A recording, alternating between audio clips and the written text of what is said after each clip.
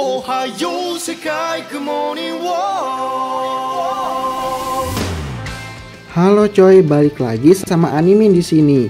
Dan kali ini gua akan lanjutin manga Dr. Stone chapter 182. Nah, pada chapter sebelumnya kita kan udah lihat bahwa akhirnya Senku dan timnya pun berhasil tiba di tempat di mana asal mula sinar pembatuan ribuan tahun yang lalu telah mengubah semua umat manusia menjadi batu, tepatnya di kota Manaus.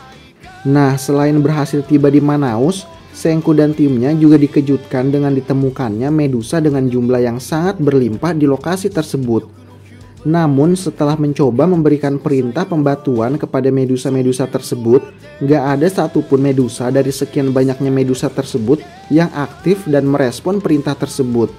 Tapi meskipun Medusa-Medusa tersebut sudah tidak aktif lagi berkat pertanyaan Poloscrum pada chapter sebelumnya, Senku pun akhirnya mengetahui entah karena bentuk Medusa yang unik ataupun karena ada sesuatu komponen yang mampu menyerap gelombang radio di dalam Medusa, ternyata Medusa sama sekali tidak terdeteksi oleh radar. Dan karena kemampuannya tersebut, Medusa-Medusa yang mereka temukan di Manaus pun ditempelkan pada sisi-sisi kapal siluman yang baru saja mereka buat untuk menghindar dari radar kapal milik Stanley. Lalu kejadian-kejadian menarik apa aja yang terjadi pada chapter kali ini? Kita putar intronya dulu coy. Aku suka susunya hingga tetes terakhir. Aku suka coklatnya hingga tetes terakhir. Susu bendera coklat nikmat hingga tetes terakhir. Susu bendera coklat hingga tetes terakhir.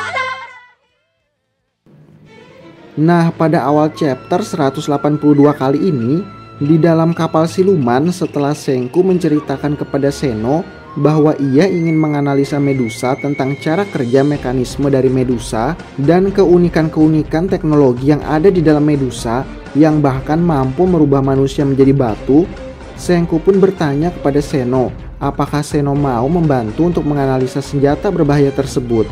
Dan karena Seno juga terlihat sangat tertarik dengan Medusa, Seno pun menerima tawaran Senku.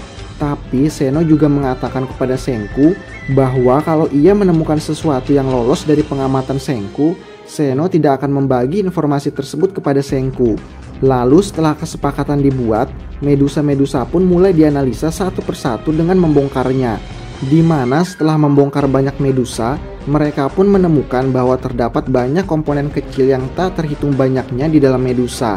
Dan salah satu dari sekian banyak komponen tersebut, terdapat sebuah berlian sebagai sumber tenaga dari Medusa, tepat seperti analisa yang dilakukan oleh Joel sebelumnya di Kota Jagung. Di mana Senku dan Seno menemukan bahwa berlian-berlian yang mereka temukan di setiap Medusa telah menghitam. Lalu setelah membongkar banyak Medusa, kembali Krum pun menemukan sesuatu yang luput dari pengamatan Senku dan Seno. Krum menemukan sebuah berlian yang sama sekali tidak menghitam, tapi sayangnya setelah mencoba memberikan perintah kepada Medusa yang di dalamnya terdapat berlian yang tidak menghitam tersebut, Medusa tersebut juga ternyata tidak bisa aktif.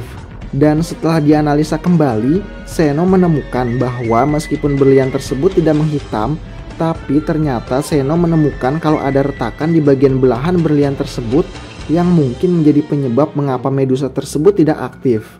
Selain itu, setelah ribuan Medusa yang mereka bongkar, mereka pun menemukan bahwa tidak satu pun dari sekian banyaknya berlian-berlian tersebut yang menunjukkan pola menghitam yang sama antar satu Medusa dengan Medusa lainnya. Selain menemukan berlian yang menghitam, mereka juga menemukan berbagai macam jenis berlian yang berbeda-beda di setiap Medusa tersebut. Mulai dari berlian yang menghitam, berlian yang retak, dan berlian yang berukuran kecil, di mana semua berlian-berlian tersebut tidak bisa membuat Medusa aktif kembali. Hingga akhirnya mereka pun mendapatkan hipotesa atau dugaan sementara, di mana jika mereka menemukan berlian yang tidak menghitam sama sekali, tidak ada goresan maupun retakan pada berlian tersebut dan memiliki ukuran yang pas, maka besar kemungkinan mereka dapat mengaktifkan kembali Medusa dengan berlian tersebut. Lalu Senku pun menghubungi teman-temannya yang berada di Kota Jagung, lalu meminta mereka untuk membuat berlian. Yang tentu aja mereka semua yang berada di Kota Jagung sangat terkejut mendengar permintaan Senku tersebut. Karena mereka baru tahu kalau berlian yang selama ini mereka kenal adalah berlian yang didapatkan dari hasil tambang dari perut bumi, ternyata bisa dibuat oleh manusia. Selain itu, di antara mereka tidak ada seorang pun ilmuwan yang dapat membuat berlian seperti permintaan Sengku tersebut. Tapi Sengku bilang ke teman-temannya bahwa mereka harus membuat berlian tersebut, entah ada atau tidak adanya seorang ilmuwan di antara mereka. Sengku juga bilang kalau siapa saja bisa melakukannya dan membuat berlian. Dengan mengikuti langkah yang sama, maka pasti akan mendapatkan hasil yang sama pula. Lalu setelah memberikan penjelasan tentang bagaimana cara membuat berlian, teman-temannya yang berada di kota Jagung pun mulai mengikuti petunjuk yang diberikan oleh Sengku tanpa meminta bantuan dengan pasukan Stanley. Nah, menurut infonya, cara membuat berlian sintetis dapat menggunakan dua cara. Yang pertama dengan cara HPHT atau High Pressure High Temperature, di mana dengan metode ini diperlukan tekanan dan suhu yang sangat tinggi untuk membuat berlian. Dan untuk membuat berlian dengan metode ini, maka dibutuhkan tungku yang mampu memanaskan karbon hingga mencapai 2000 derajat Celcius terhadap kapsul di bawah tekanan mencapai 5,5 gigapascal atau 55.000 bar. Metode kedua adalah dengan menggunakan metode CPD. Cara pembuatan berlian dengan metode ini adalah dengan melibatkan hidrokarbon seperti metana, yang mana kemungkinan besar Sengku memberitahu teman-temannya untuk membuat berlian dengan menggunakan cara ini. Meskipun bahan yang digunakan oleh teman-temannya tersebut adalah metanol, entah apakah ada hubungannya antara metana dengan metanol, tapi dengan menggunakan metode ini, infonya temperatur yang diperlukan tidak sebesar seperti metode HPHT. Tapi metode ini hanya memerlukan temperatur 800 derajat Celcius dengan tekanan 27 kilopascal atau sebesar 0,27 bar. Nah, karena itu mereka pun menggunakan tungsten sebagai filamen untuk memanaskan metanol tersebut. Karena infonya tungsten adalah logam yang paling tahan terhadap panas. Lalu setelah melakukan berkali-kali percobaan dan setelah diperiksa oleh Joel, teman-teman Sengku pun akhirnya berhasil membuat berlian meskipun dengan ukuran yang sangat kecil. Tapi meskipun mereka telah berhasil membuat berlian sintetis, menurut hipotesa Sengku sebelumnya, untuk bisa mengaktifkan Medusa, mereka membutuhkan berlian yang tidak menghitam, tidak ada goresan maupun retakan sedikit pun, dan memiliki ukuran yang pas, yang mana kemungkinan besar berlian yang baru saja berhasil dibuat oleh teman-teman Sengku tersebut sama sekali tidak bisa digunakan untuk membuat Medusa aktif kembali.